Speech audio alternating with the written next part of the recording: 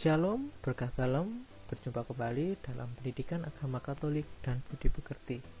Pada minggu yang lalu kita telah belajar mengenai pribadi Yesus Kristus bagian A, yaitu Yesus pemenuhan janji Allah. Karena manusia jatuh ke dalam dosa dan Tuhan Allah merasa prihatin dengan situasi dosa manusia, Allah menjanjikan sebuah penebusan, yaitu Yesus Kristus itu sendiri.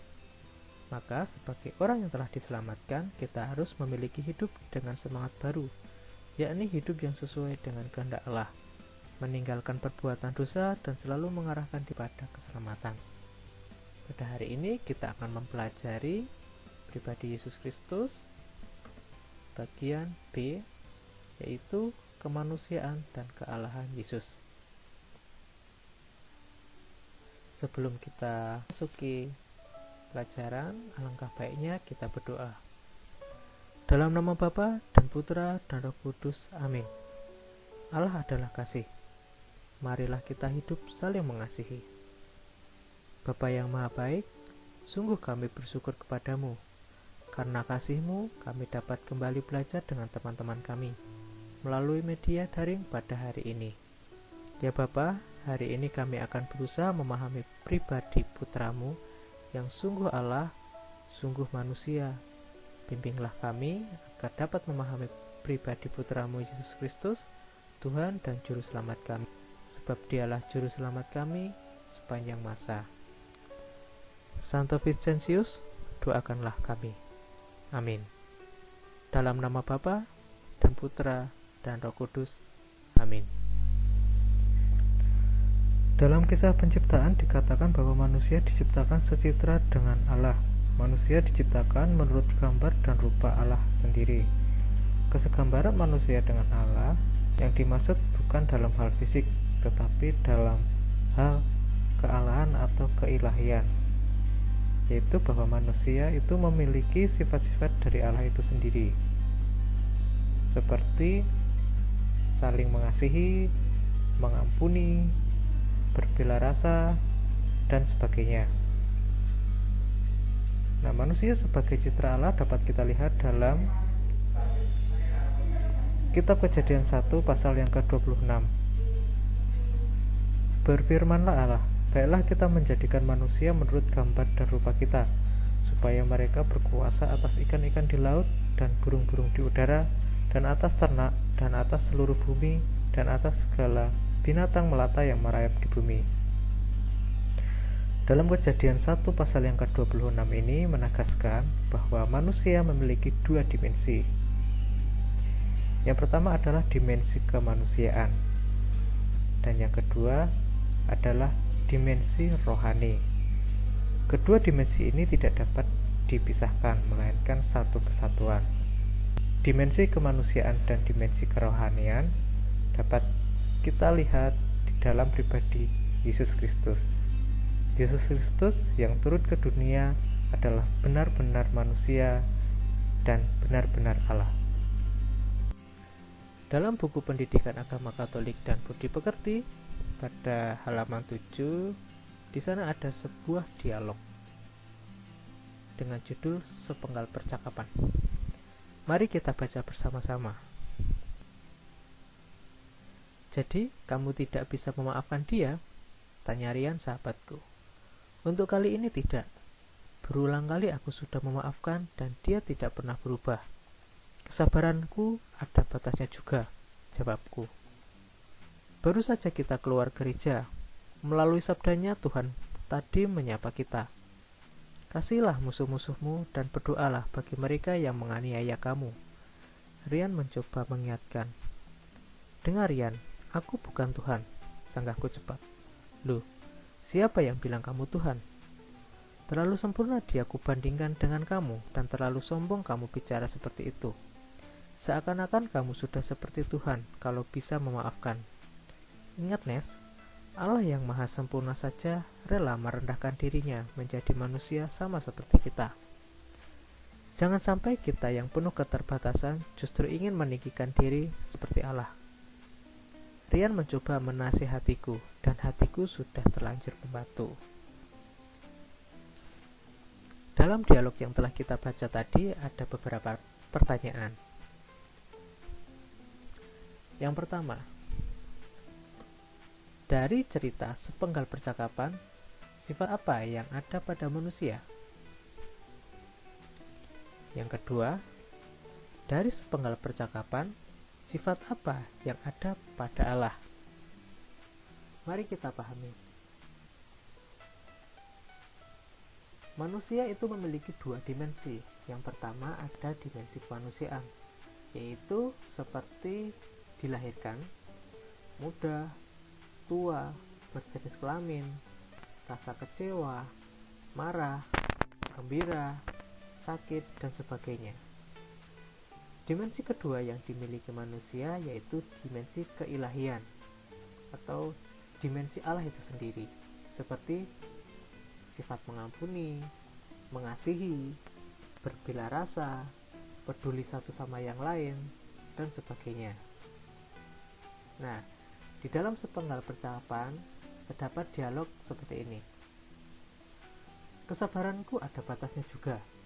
Nah, dalam dialog tersebut menjelaskan bahwa kita sebagai manusia seringkali kita lebih menampakkan sisi kedimensian manusia kita dan menutupi dimensi keilahian yang seharusnya kita tampakkan, seperti yang ada dalam kalimat, kasihilah musuh-musuhmu dan berdoalah bagi mereka yang menganiaya kamu.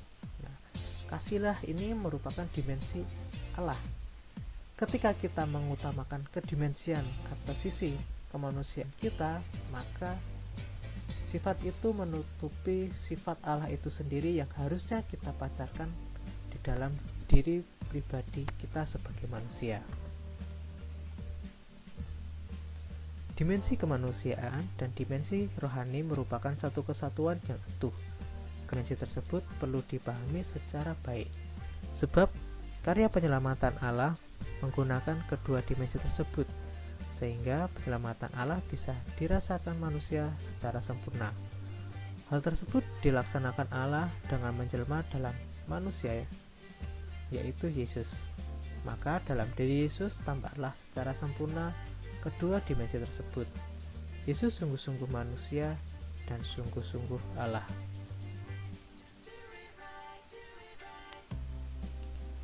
Mendalami pribadi Yesus Kristus yang sungguh Allah dan sungguh manusia.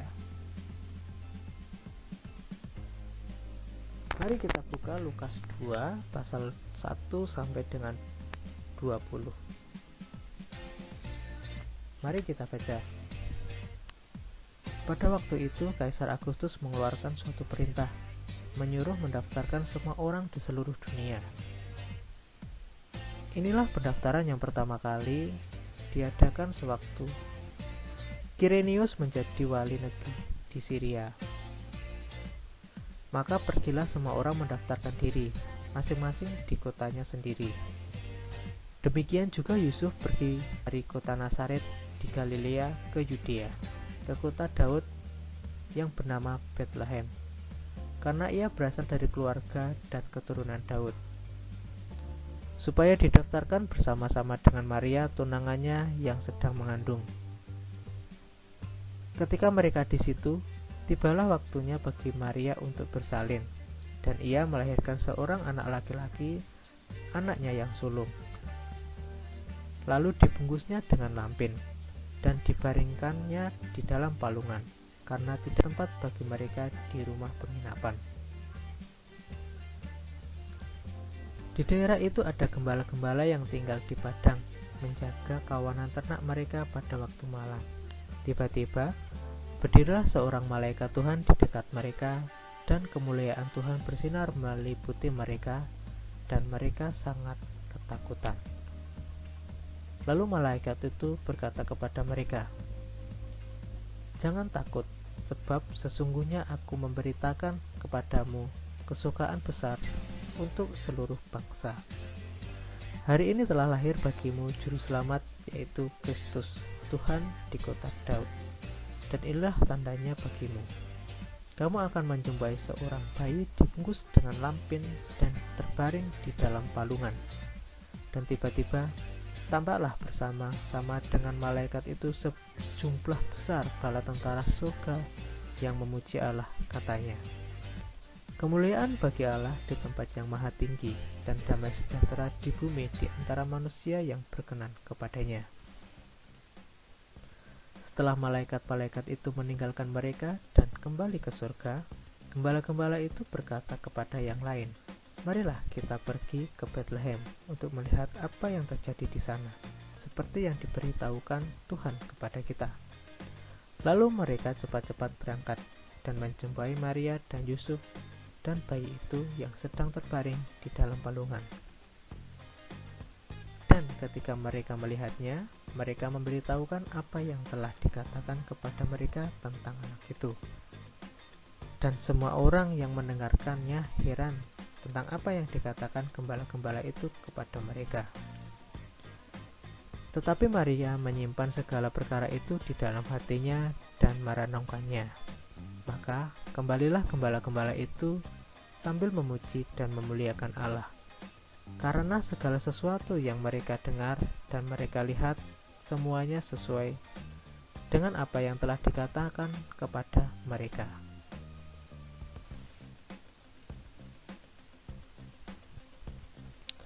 Dalam Lukas 2 pasal 1-20 ada beberapa pertanyaan.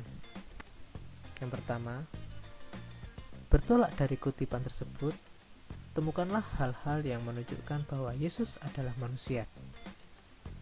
Yang kedua, bertolak dari kutipan tersebut, temukanlah hal-hal yang menunjukkan bahwa Yesus adalah Allah. Mari kita pahami. Dalam Lukas 2 pasal 1-20, Allah menjelma menjadi manusia karena dia solider dengan kehidupan manusia. Allah yang mengambil kodrat manusia sama seperti kita, kecuali dalam hal dosa. Ingin menunjukkan kepada kita bahwa Allah itu pengasih. Dia mau turun ke bumi, ingin merasakan suka duka yang dialami manusia dan bergaul dengan manusia. Sebagai Allah yang menjelma menjadi manusia, Yesus tidak pura-pura jadi manusia. Dia manusia sejati. Nah, hal ini dapat kita lihat dalam Lukas 2 pasal yang ke-1 sampai yang ke-7. Kita tahu ciri-ciri kemanusiaan Yesus. Yesus adalah manusia tetapi sekaligus Allah. Kekalahan Yesus juga tampak dalam hal-hal berikut. Warta malaikat tentang kelahiran Yesus kepada para gembala. Hari ini telah lahir bagimu juru selamat, yaitu Kristus, Tuhan di kota Daud. Lukas 2 pasal yang ke-11. Peristiwa mujizat yang dilakukan Yesus, keilahian Yesus juga tampak ketika Yesus bangkit dari alam maut.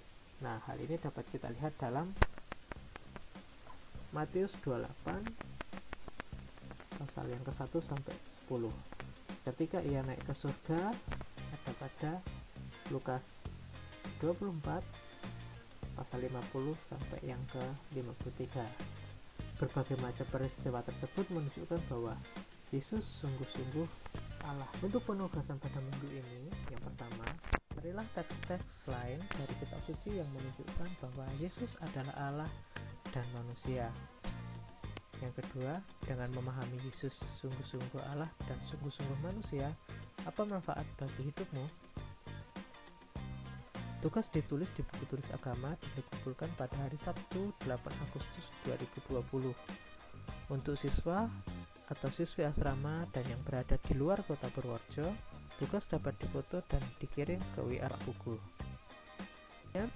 Sekian pelajaran pendidikan agama dan budi pekerti pada hari ini.